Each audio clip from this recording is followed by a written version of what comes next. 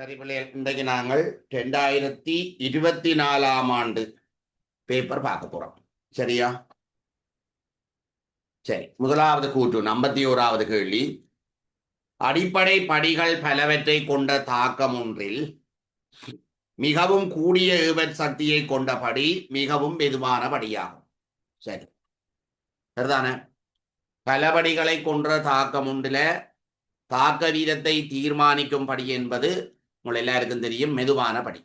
மெதுவான படி என்பது ஏவற் சக்தி கூடிய படி. அப்ப முதலாவது கூற்று சரி. இரண்டாவது, வேறுபட்ட ஏவற் சக்திகளை கொண்ட தாக்கங்கள் ஒரே தாக்க வீதத்தை கொண்டிருக்க முடியாது. அப்படி சொல்ல இயலாது. இதே கேள்விகள் முதல் பேப்பர்களையும் பார்த்திருக்கிறோம். சரிதானே? ஒரு தாக்கத்தின் வீதத்தை தீர்மானிக்கின்ற காரணி தனிய ஏவற் சக்தி மட்டுமில்லை தானே, பல்வேறுபட்ட காரணிகள்ல தங்கி இருக்கு. சரிதான? வெப்பநிலையில தங்கி இருக்கு, தாக்கிகளின் செறிவில தங்கி இருக்கு, தாக்கிகளின் பௌதிக நிலையில தங்கி இருக்கு, ஒளிரசாயன தாக்கங்கள்ண்டா ஒளிச்செறிவில தங்கி இருக்கு. இப்படி பல காரணிகள் செல்வாக்கு செலுத்தும். ஆகவே ஏவற் சக்தியை மட்டும் வச்சுக்கொண்டோ, ஏவற் சக்தியை மட்டும் நாங்கள் கருதி கொண்டோ ஏவற் சக்தி கூடிய தாக்கத்தை விட ஏவற் சக்தி குறைந்த தாக்கத்துக்கு தாக்க வீதம் கூட என்று எங்களால சொல்ல முடியாது. சோ முதலாவது கூற்று சரி, இரண்டாவது கூற்று பிழை. சில உப்புக்கள் குளிர் நீரில் கரைவதில்லை, ஆனால் சூடாக்கப்படும் போது கரைகின்றன. சரியோ? இப்போ ஒரு உப்பு நீர்ல கரைய வேணும் என்றா MX solid எடுப்போம். MX solid இந்த கரைதலுக்குரிய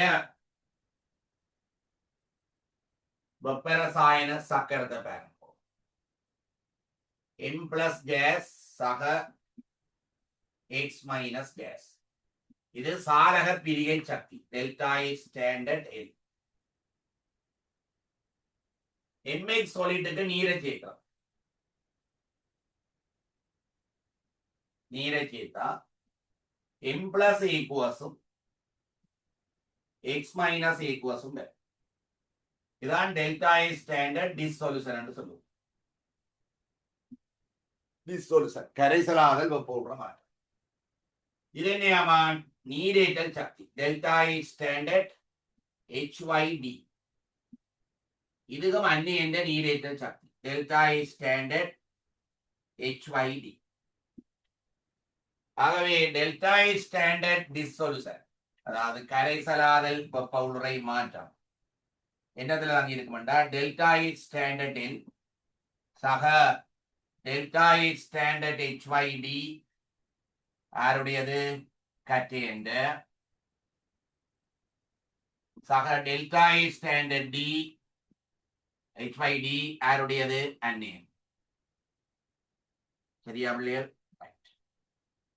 இது எப்பவும் நேர்பெருமானமா இருக்கும். என்னடா சாலக பிரிகை சக்தி, அப்ப நேர்பெருமானம். இது ரெண்டும் மறைப்பெருமானம். ஆக இது ரெண்டையும் கூட்டினால் பிளஸ் ஆயும் பெறலாம், மைனஸ் ஆயும் பெறலாம். மைனஸா வந்தால் கரைசலாதல் வெப்ப உறை மாற்றம். இது ரெண்டையும் கூட்டினால் பிளஸும் பெறலாம், மைனஸும் பெறலாம். மைனஸ் வந்தா கரைசலாதல் வெப்ப உறை மாற்றம் புறவெப்ப தாக்கம். கரைசலாதல் வெப்ப உறை மாற்றம் புறவெப்ப தாக்கம் என்றால் அது நீர்ல நன்கு கரையும். சரிதானே?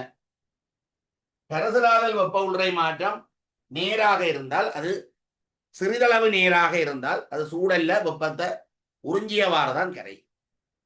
சரிதானே? அப்ப கரையும் பொழுதோ கரைசல் வெப்பம் குறையும். என்னடா சூழல்ல இருந்து வெப்பத்தை உறிஞ்சுது. அப்ப கரைசலை தொட்டு பார்த்தீங்கன்னா குளிரும். கரைசலாதல் வெப்ப உறை மாற்றம் புறவெப்ப தாக்கம் என்றா கரையும் பொழுது சூழலுக்கு வெப்பத்தை வெளிவிடும். ஆகவே கரைசலின் வெப்பநிலை உயரும். ஆகவே கரைசலை தொட்டு பார்த்தீங்கன்னா சுடும். இவ்வளவுதான் அதில் இருக்கிற விஷயம். சரிதானே? அப்ப சில பதார்த்தங்கள் நீர்ல கரையவே மாட்டுது. வெப்பத்தை உறிஞ்சி சூழல்ல இருந்து வெப்பத்தை உறிஞ்சி கூட கரைய மாட்டுது. அப்படியான பதார்த்தங்களை நாங்கள் கரைக்கணும்டா என்ன செய்யணும்டா? வெப்பம் ஏற்றணும். உதாரணமாக PbCl2 குளிர் நீர்ல கரையாது. சரிதானே?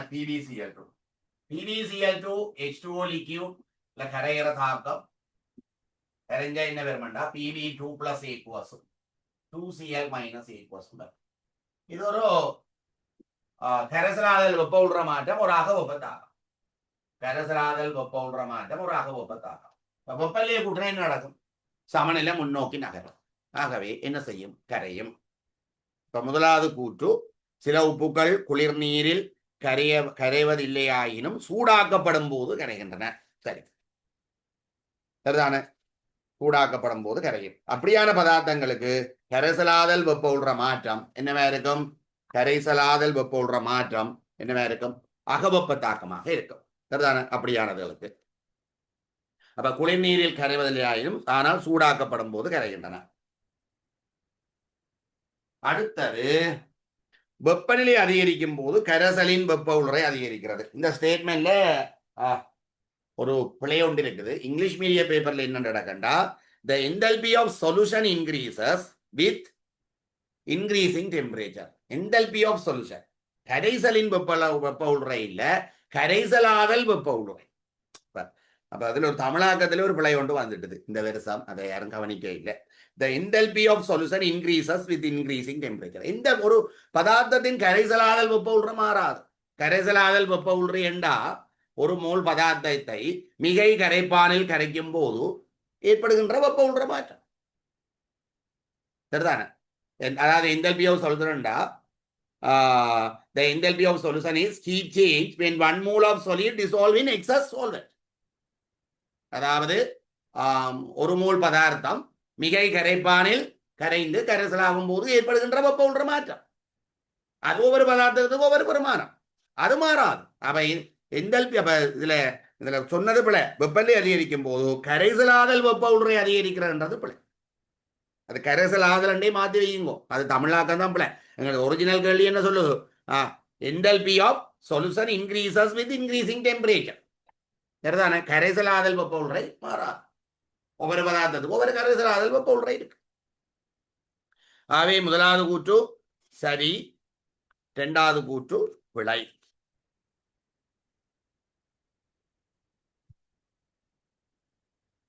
சரி, அடுத்தது 53வது கேள்வி.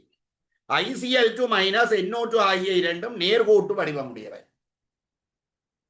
ICl2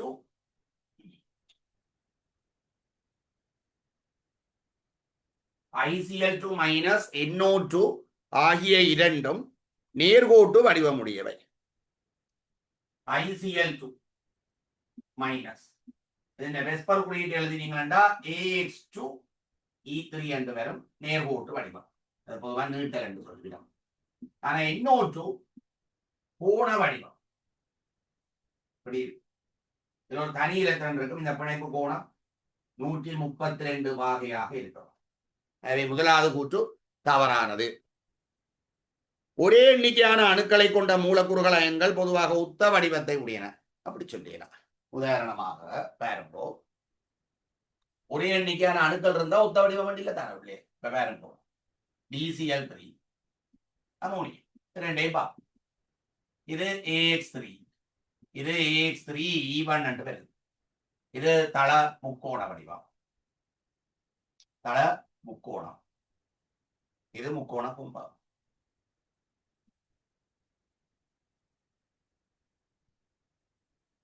தள முக்கோண வடிவம், அடுத்த முக்கோண கும்பம். இரண்டாவது கூற்று தவறானது. அடுத்தது, பொதுவாக மழைத்துளிகளின் pH பெருமானம் 7லும் குறைவாகும். சரி, அதுக்கு காரணம் மழைத்துளிகள்ல எல்லா மழைத்துளிகள்லையும் என்ன இருக்கு? மழைத்துளிகள pH பெருமானம் 7 விட குறைவா. ஏனென்றால் எல்லா மழைத்துளிகளும் கரைந்த CO2 கொண்டு CO2 கரைந்திருக்கிறபடியா தான் மழைத்துளிகள pH 7 விட குறைவாக இருக்கு. சரி தகுந்த விளக்கம். அடுத்த கேள்வி, செறிந்த எச்சியலில் PbCl2 கரைதிறனானது குளிர் நீரில் அதன் கரைதலும் பார்க்கம் குறைவாகும். பிழை. செறிந்த எச்சியல்ல மாறி வரும். பிள்ளைகள்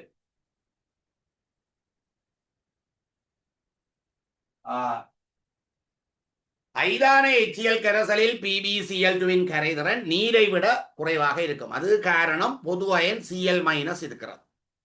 ஆனா செறிந்த எச்சியல் இப்படி ஒரு பிரச்சனை இருக்கு. PbCl2 solid, Pb2 plus equals சக 2Cl மைனஸ் A. சரி, இந்த HCl Pb2 பிளஸ் என்ன செய்யும்டா 4Cl மைனஸ் A கோசோட சேர்ந்து PbCl 4 டைம்ஸ் 2 மைனஸ் A கோஸ் என்ற ஒரு சிக்கல் அந்நியனை உருவாக்கும். அப்ப சிக்கல் அந்நியனை உருவாக்க போகும். அதால அந்த Pb2 பிளஸ் Cl மைனஸ் ஓட சேர்ந்து PbCl4 2 மைனஸ் ஆக மாற்றம் அடைகிறபடியா முதலாவது சமநிலை வலப்புறம் நோக்கி நகரும். அதால கரைதிறன் கூடும். அப்ப இதுல Cl மைனஸ் இருக்கிறதால கரைசல்ல சரி இந்த HCl Cl மைனஸ் இருக்கிறதால கரைதிறன் கூடும். இப்ப ரெண்டாவது சொல்ற பொது அயன் இருத்தல் சாதாரணமாக உப்பு ஒன்றின் கரைதிறனை மாற்றுகிறது. அது சரி, பொது அயன் விளைவால கரைதிறன் கூடுற சந்தர்ப்பங்களும் இருக்கு, பொது அயன் விளைவால கரைதிறன் குறைகிற சந்தர்ப்பம் இருக்கு. அது PbCl2 வச்சுக்கொண்டே சொல்லலாம். உதாரணமாக ஐதான HCl கரைதிறன் PbCl2 கரைதிறன் நீர்ல இருக்கிற கரைதிறனை விட குறைவா இருக்கும். அதுக்கு காரணம் அங்க பொது அயன் Cl மைனஸ் இருக்கிறது. ஓகே, அதே மாதிரி செறிந்த HCl கரைசல்ல PbCl2 கரைதிறன் எப்படி இருக்க நீர்ல இருக்கிற கரைதிறனை விட கூடவே இருக்கு. ஸோ ரெண்டுலையும் HCl பொது அயன் Cl மைனஸ் இருக்கு. அப்போ ஐதான HCl கரைசல்ல பொது அயன் விளைவால Cl மைனஸ் பொது அயன் விளைவால கரைதிறன் என்ன இது குறையுது. செறிந்த HCl கரைசல்ல அப்போ Cl மைனஸ் பொது அயன் விளைவால கரைதிறன் என்ன செய்யுது கூடுது. ஆகவே பொது அயன் இருத்தல் ஒரு உப்பின் கரைதிறனை என்ன செய்யுது மாற்றுது. அடுத்தது 56வது கேள்வி. தரப்பட்ட ரசாயன சமநிலைக்கு விளைபொருள்களின் செறிவு பதங்களுக்கும் தாக்கிகளின் செறிவு பதங்களுக்கும் இடையே உள்ள விகிதம் மாறா வெப்பநிலையிலும் அமுக்கத்திலும் மாறிலியாகும். ஒரு ரசாயன சமநிலை எழுதுவோம். N2 கேஸ் 3H2 கேஸ் மேலந்தாக்கம் 2 NH3 கேஸ் Kc சமன் அமோனியா கேஸின் செறிவின் வர்க்கத்தின் கீழ் N2 கேஸின் செறிவு இன்று H2 கேஸின் செறிவின் கணம்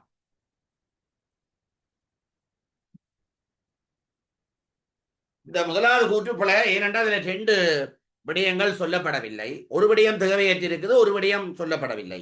ரசாயன சமநிலைக்கு விளைபொருள்களின் செறிவு பதங்களுக்கும் தாக்கிகளின் செறிவு பதங்களுக்கும் இடையே உள்ள விகிதம். விளைவுகளின் செறிவுகள் தாக்கிகளின் செறிவு மட்டும் போடக்கூடாது. விளைவுகளின் செறிவு இந்த என்னது பீசமான குணகத்தை அடுக்கா போடணும். அதே மாதிரி இங்க பாருங்க N2 பீசமான குணகம் 1, H2 பீசமான குணகம் 3. அப்ப N2 பீசமான குணகம் 1 இது 3. அப்ப அதுகளை அடுக்காக நாங்க போடணும். பீசமான குணகத்தை அடுக்கா போட்டுத்தான் கேசிக்கான கோவை எழுதப்படும். அப்ப பீசமான குணகத்துக்கு ஏற்ப வலுவேற்றப்பட்ட அதாவது அடுக்கா போடப்பட்ட என்று இதுல சொல்லவில்லை. அடுத்தது கேசி என்னதுல தங்கி இருக்குமெண்டா வெப்பநிலையில மட்டும்தான் தங்கி இருக்கும். அப்ப ஆனா அவர் என்ன சொல்றார், இடையே தெரிவு பதங்களுக்கு இடையே உள்ள விகிதம் மாறா வெப்பநிலையிலும் அமுக்கத்திலும் மாறலி என்ற அமுக்கம் மாறினால் கேசி மாறும் என்ற மாதிரி என்ன சொல்றார். சோ அதுல அமுக்கத்தை பற்றி சொன்னதும் தேவையில்லாத ஒரு கூற்று. சரிதானே? அப்ப முதலாவது கூற்று தவறு. இரண்டாவது கூற்று சமநிலையில் விளைபொருள்கள் உருவாகும் வீதம் தாக்கிகள் உருவாகும் வீதத்துக்கு சமம். இதை வைத்துக் கொண்டே சொல்றேன் பிள்ளைகள். இந்த தாக்கத்தின் போது ஒரு மூல் N2 தாக்கம் அடைந்தால்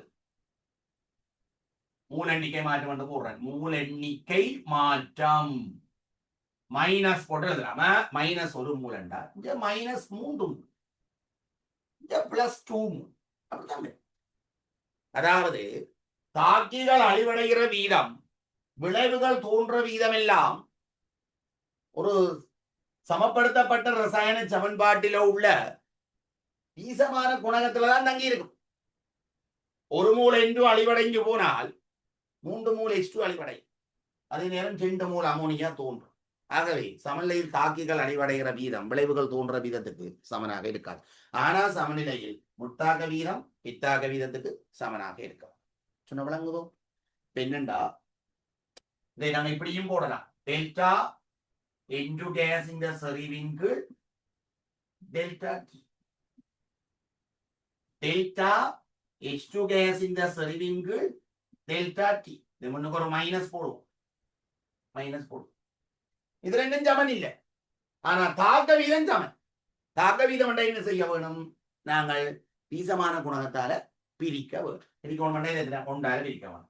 இது எத்தனால பிரிக்கணும்? 3ஆல பிரிக்கணும். 3ஆல பிரிக்கிறது தான் நாங்க முன்னாடி போறாங்க. 3ஆல பிரிக்கணும். இது என்ன? டெல்டா NH3 இன் கீழ் டெல்டா T. எத்தனை வரும்? 2ஆல பிரிக்கும். இது என்ன வீதம்? முத்தாக்க வீதம். இது என்ன? முத்தாக்க வீதம். இது என்ன? பித்தாக்க வீதம். முத்தாக்க வீதம் பித்தாக்க வீதத்துக்கு சமன். Okay, right. அப்ப சமநிலையில் விளைபொருள்கள் உருவாகும் வீதம் தாக்கிகள் உருவாகும் வீதத்துக்கு சமனாகும் என்றது பிழை. கருவா இலையை கொதிநீராவி முறை வடிப்புக்கு உட்படுத்துவதன் மூலம் கருவா எண்ணெய் பெறப்படுது. அதாவது பொருளாதார முக்கியத்துவம் வாய்ந்த சாற்று எண்ணெய்களை பிரித்தெடுப்பதற்கு கொதிநீராவி காய்ச்சி வடித்தல் முறை பயன்படுத்தப்படுகிறது. சரி, கருவா எண்ணெய் நீரிலும் பார்க்க கூடுதலாக ஆவி பரப்புள்ளது. பிழை.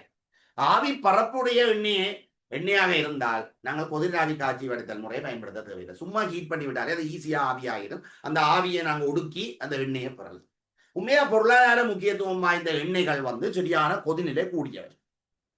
அவையே நாங்க சும்மா பகுதிபட காட்சி வடித்தல் மாதிரியான செயல்முறையை மேற்கொண்டு கொதிக்க வச்சீங்களா அந்த எண்ணெயின் கொதில சும்மா வெப்பமன் ஒரு 200 பாகசியில கொதிச்சு ஆவியாம வெப்பமன் என்ற எண்ணெய் கொதிச்சு ஆவியார வைப்பல 200 பாசி என்று வைங்களேன். 200 பாகசியில அந்த எண்ணெய் கொதிச்சு ஆவியாயினால் அந்த எண்ணெய்க்குரிய பிரதான பண்புகள் இழக்கப்பட்டுவிடும். உதாரணமா அதுஇந்த நாங்கள் ஒரு சுவை ஊட்டுறதுக்காக நாங்கள் ஒரு எண்ணெயை பயன்படுத்துறோம்னா அதுന്റെ சுவை அதாவது சுவைத்தல் தன்மை அதாவது சுவைப்பு தன்மை இல்லாம போய்விடும். ஒரு நறுமணத்தை ஊட்டுறதுக்காக நாங்கள் ஒரு எண்ணெயை பயன்படுத்துறோம்னா அதுന്റെ மனம் இல்லாம போயிடும். அதாவது அந்த எண்ணெய் அமைப்பழிவுக்கு உட்பட்டுவிடும். அதாவது அதுന്റെ மனம் நிறம் சுவை இதுகள் எல்லாமே மாற்றம் அடைந்துவிடும். ஆகவே 200 பாசியில கொதிக்க விடக்கூடாது எண்ணெயை. நாங்கள் 200 பாசிக்கு எண்ணெயின் வெப்பநிலை அடையக்கூடாது. எண்ணெயின் வெப்பநிலை 200 பாசியை எட்டி கொதிச்சு ஆவியாக கூடாது. ஆகவே குறைந்த வெப்பநிலையில் எண்ணெயை கொதிக்க செய்து ஆவியாக்கவும் அந்த செயல்முறை அதுக்கு பாவிக்கிற டெக்னிக்கை தான் நாங்கள் என்னென்னு சொல்றோம்? கொதிநீராவி காய்ச்சி வடித்தல் செயல்முறை. கொதிநீராவி காய்ச்சி வடித்தல் செயல்முறை இல்ல எப்படி இருக்குமெண்டா நீராவியை எண்ணெயை கொண்ட சாற்று கரைசல் கருவா இலை எடுத்து கருவா இலையில கருவா எண்ணெய் சரிதானே. அப்ப கருவா இலை சாற்றின் ஊடாக கொதிநீராவியை செலுத்தி கொதிக்க வைக்கிற செயல்முறை தான் கொதிநீராவி காய்ச்சி வடித்தல் செயல்முறை. அந்த செயல்முறையில அன்றைக்கு எம்சிக்குள்ள பார்த்தாங்க. அந்த செயல்முறையில இல்ல சிறப்பம்சம் என்னன்னா இப்ப எண்ணெயின் கொதிநிலை 200 பாகசி நீரின் கொதிநிலை 100 பாசி என்ற கலவை கொதிக்கிற வெப்பநிலை எப்படி இருக்குமெண்டா 100 விட குறைவா இருக்கும். அதாவது கொதிநிலை குறைந்த கூறின் கொதிநிலையை விட குறைவான வெப்பநிலையில கொதிக்கும். உதாரணமா 95 பாசியில கொதிக்கும். 95 பாசியில யார் கொதிக்கும்? நீரும் கொதிச்சு ஆவியாகும். அதுக்குள்ள இருக்கிற கருவா எண்ணெயும் கொதிச்சு ஆவியாகும். சரியோ? அப்ப அந்த எண்ணெய் ஆவியாகி இலிபீக்கின் ஒடுக்கியினூடாக ஒடுங்கி வரும் பொழுதோ எண்ணெயும் நீரும் பெறும். எண்ணெயும் நீரும் ஒன்றுடன் ஒன்று கலக்கும் தகவற்ற திரவங்கள். அதை நாங்கள் என்ன செய்யலாம்? கலக்கும் தகவற்ற திரவங்கள் என்ன வேலை இருக்கும்? இப்படி ஒரு பிரிபுணல் எடுத்துட்டு அதுக்குள்ள விட்டோம்னா 2 திரவங்கள் இருக்கும். அடர்த்தி கூடிய திரவம் கீழே இருக்கும், அடர்த்தி குறைஞ்சது மேலே இருக்கும். அது ரெண்டையும் இப்ப பிரிபுணலுக்கு விட்டுட்டு 2 படையா இருக்கும். இப்ப இதை திறந்து விட்டா கீழ் உள்ள படை என்ன செய்யும்? முதல் கீழே வரும். மேலுள்ள படை பிறகு இன்னும் ஒரு முகவையில மேலுள்ள படையை பிரித்தெடுக்கலாம். அப்ப ரெண்டையும் பிரித்தெடுக்கலாம். அப்ப எண்ணெயும் நீரையும் தனித்தனியாக நாங்கள் எண்ணெயலாம் வேறாக்கலாம். இதான் கொதிநீராவி காய்ச்சி வடித்தல் முறை. கருவா எண்ணெய் நீரிலும் பார்க்க கூடுதலாக ஆவி பரப்புள்ளதுன்றது போல நீரிலும் பார்க்க கூடுதலான ஆவி பரப்ப கருவா எண்ணெய் கொண்டிருந்தால் நாங்கள் என்ன செய்ய தேவையில்லை? கொதிநீராவி காய்ச்சி வடித்தல் செய்ய தேவையில்லை. ரைட். 58வது கேள்வி. துத்தேரியம் மூலக்கூறின் திணிவு ஐதரசன் மூலக்கூறின் திணிவிலும் பார்க்க கூடியது. ஆகையால் தரப்பட்ட வெப்பநிலையில் பாத்திரம் ஒன்றில் உள்ள D2வின் அமுக்கம் அதே வெப்பநிலையில் D2க்கு பதிலாக அதே எண்ணிக்கையான H2 மூலக்கூறுகள் இருக்கும் போதுள்ள அமுக்கத்திலும் பார்க்க கூடியதாகும். PV7 NR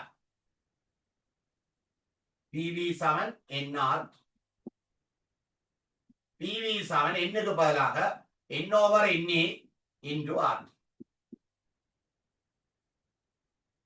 முதலாவது என்ன சொல்றார்?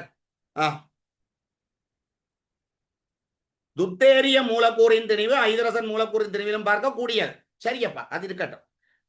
ஆகையால் தரப்பட்ட வெப்பநிலையில் பாத்திரம் ஒன்றில் உள்ள D2வின் அமுக்கம் அதே வெப்பநிலையில் அதே பாத்திரம் D2க்கு பதிலாக அதே எண்ணிக்கையான H2 மூலக்கூறுகள் தான் இருக்கு. ரெண்டுலையும் D2 மூலக்கூறுகளும் H2 மூலக்கூறுகளையும் எண்ணிக்கை எப்படி இருக்கு? சமனாக இருக்கு. D2 மூலக்கூறுகளையும் H2 மூலக்கூறுகளையும் எண்ணிக்கை சமனாக இருக்கு. எண்ணிக்கை சமனண்டா மூல சமன் தானே. மூல காண்றதுக்கு என்ன செய்வீங்கள்? மூலக்கூறுகளின் எண்ணிக்கை என்னத்தால பிரிக்க போறீங்கள்? அவகாரோ மாறிலியால பிரிக்க போறீங்க. ஆகவே மூல எண்ணிக்கை சமனாக வேறு. ஆகவே ரெண்டினது அமுக்கமும் சமன். ஆகவே முதலாவது கூற்று பிழை. ரெண்டினது அமுக்கமும் சமன். ஏன்னா மூலக்கூறுகள் எண்ணிக்கை சமன். பாருங்க, அதே எண்ணிக்கையான H2 மூலக்கூறுகள் இருக்கும் போது ஒன்று சொல்லப்படுது. அப்ப ரெண்டுலையும் மூலக்கூறுகள் எண்ணிக்கை சமன். மூலக்கூறுகள் எண்ணிக்கை சமன்டா அமுக்கம் மூல எண்ணிக்கை சமன். ஆகவே அமுக்கம் சமன். மூலக்கூறுகளின் வேகங்கள் சமனாக இருக்கும் போது D2 மூலக்கூறின் இயக்கப்பாட்டு சக்தி H2 மூலக்கூறின் இயக்கப்பாட்டு சக்தியிலும் பார்க்க கூடியதாகும். இயக்க சக்தி half v². யாருக்கு பாய்ப்போம்? D2.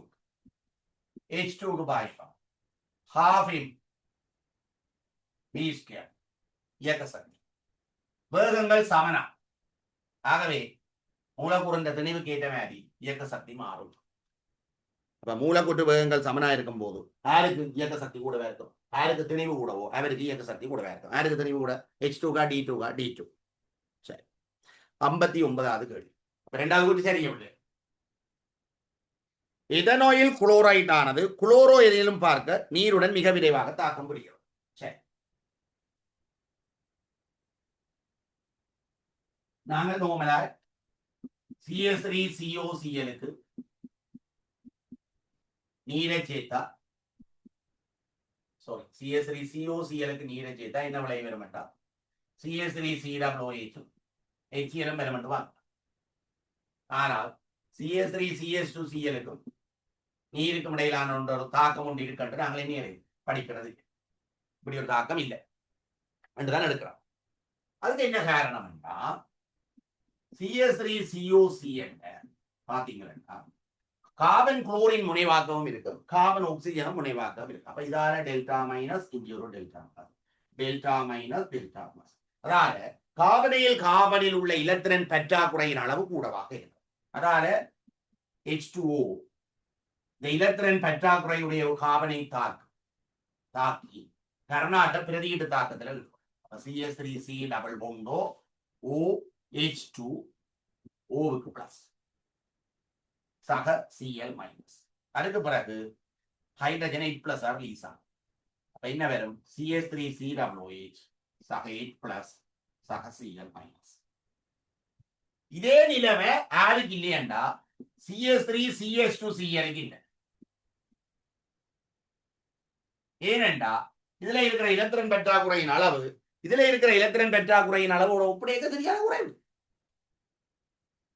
அதால எதையில் குளோரைடு அமில குளோரைடுகள் போல கர்நாடக பிரதியீட்டு தாக்கத்துக்கு உட்படுற தன்மை குறைவாக இருக்கும். NaOH தாக்க முடியும். ரெண்டும் OH மைனஸ் NaOH கோச போட்டா Clக்கு பதிலாக OH அதே மாதிரி இது தாக்க முடியும். அது OH மைனஸோட தாக்க முடியுது, ஆனா நீரோட தாக்க முடியறே இல்லை. என்ன காரணம் என்றா நீ கர்நாட்ட திறன், அதாவது கர்நாட்ட வலிமை நீரை விட OH மைனஸ் கூட.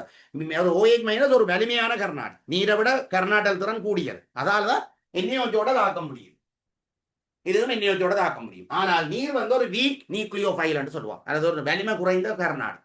அதனால நீரோட அமில குளோரைடு தாக்க முடியும், ஆனால் அட்டையிலே என்னையாது தாக்கம் புரியாது, மிக விரைவாக தாக்க முடியும். குளோரோஎதேன் பங்கிட்டு சேர்வையாகும். குளோரோஎதேன் உங்களுக்கு குளோரோஎதேன் இதையில் குளோரைடு எல்லாமே பங்கிட்டு சேர்வை.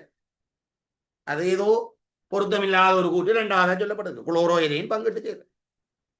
புரோபதாக்கத்தின் வீதம் வெப்பநிலையுடன் அதிகரிக்கிறது. அகோபதாக்கம் என்ன, புரோபதாக்கம் என்ன? வெப்பநிலை கூடனா தாக்க வீதம் கூடும். ஆனா வெப்பநிலை கூடனா எப்பொழுதும் தாக்க வீதம் வெப்பநிலை கூடும் போது எல்லா ரசாயன தாக்கங்களிலிருந்தும் தாக்க வீதங்கள் வெப்பநிலையுடன் அதிகரிக்கும் என்று சொன்னா பிழை. வீழ்படி உருவாகிற தாக்கம் சரிதானே. அடுத்தது அமிலமும் காரமும் தாக்கமடைகிற தாக்கம், அதாவது நடுநிலையாக்கல் தாக்கங்கள் தாக்க வீதங்கள் எல்லாம் வெப்பநிலையுடன் கணிசமான அளவு அதிகரிக்காது. ஆனா சும்மா இது சொல்றாரு, இது அப்படி ஒரு ட்ரெக்கில் போயில்லை. இவர் என்ன சொல்றாருண்டா, புரோப தாக்கத்தின் வீதம் வெப்பநிலை கூட அதிகரிக்கிறது. சரி, புரோப தாக்க வேண்டாம், வெப்ப தாக்க வேண்டாம், வெப்பநிலை கூட தாக்க வீதம் கூடும். பொதுவாக கூடும் தானே பிள்ளையே. சரி, எப்பொழுதும் கூடுமெண்டா தான் அதெல்லாம் பிரச்சனை வரும். அப்பதான் நீங்கள் நான் சொன்ன விஷயத்தை யோசிக்கணும். வீழ்வடிவாதல் தாக்கத்தையும் நடுநிலையாக்கல் தாக்கத்தையும் பற்றி யோசிக்கப்படும். தரப்பட்ட பெருமானத்திலும் பார்க்க கூடுதலான பெருமானமுடைய சக்தியை உடைய மூலக்கூறுகளின் பின்னம் வெப்பநிலையுடன் அதிகரிக்கிறது. தரப்பட்ட பெருமானத்திலும் பார்க்க கூடுதலான சக்தியை உடைய மூலக்கூறுகளின் பின்னம் என்றது என்னத்தை சொல்றாருண்டா, எவர் சக்தியிலும் கூடுதலான சக்தியை கொண்ட மூலக்கூறுகளின் பின்னம் வெப்பநிலை கூடும்போது கூடும். சரி, அதை நான் உங்களுக்கு போட்ஸ்மான் பரம்பல் வளையை பயன்படுத்தி கூட வழங்கப்படுத்தலாம்.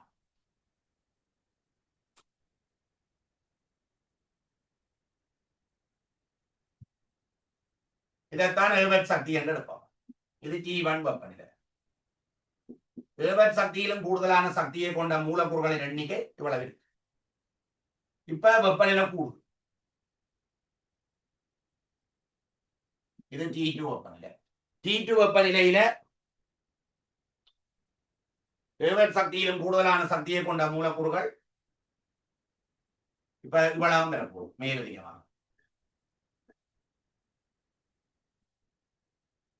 இந்த வலையினால் அடைக்கப்பட்ட பரப்பு 100 மூலக்கூறுகளை தரும் என்று வைப்போம். 100 வலையினால் அடைக்கப்பட்ட பரப்புக்குள்ள உள்ள வாயு மூலக்கூறுகள் எண்ணிக்கை 100 என்று வைப்போம். முதல் 100ல 10 மூலக்கூறுகள் தான் ஏவட் சக்தியை கடந்திருந்தது. இந்த கருப்பாலன் கருப்பு கோடு கூட போட்டுருக்கிறோம், அது 10 மூலக்கூறு. இப்ப அடுத்த வெப்பநிலையில இதுவும் பெறப்போகுது, இதுவும் பெறப்போகுது, ரெண்டும். அது 100ல ஒரு 60. 60 மூலக்கூறுகள் ஏவட் சக்தியை கடந்திருக்கு. அப்ப 100ல 10, 100ல 60. அப்ப ஏவட் சக்தியிலும் கூடுதலான சக்தியை கொண்ட மூலக்கூறுகள் எண்ணிக்கையும் கூடியிருக்கு, பின்னமும் கூடியிருக்கு. இப்ப தரப்பட்ட பெருமானத்திலும் பார்க்க கூடுதலான பெருமானம் உள்ள சக்தியை உடைய மூலக்கூறுகளின் பின்னம் வெப்பநிலையுடன் அதிகரிக்கின்றது. அந்த கூட்டம் என்ன? சரி, பின்னமும் கூடுதோ, எண்ணிக்கையும் கூடுது.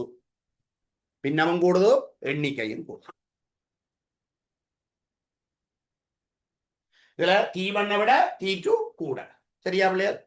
ரைட்.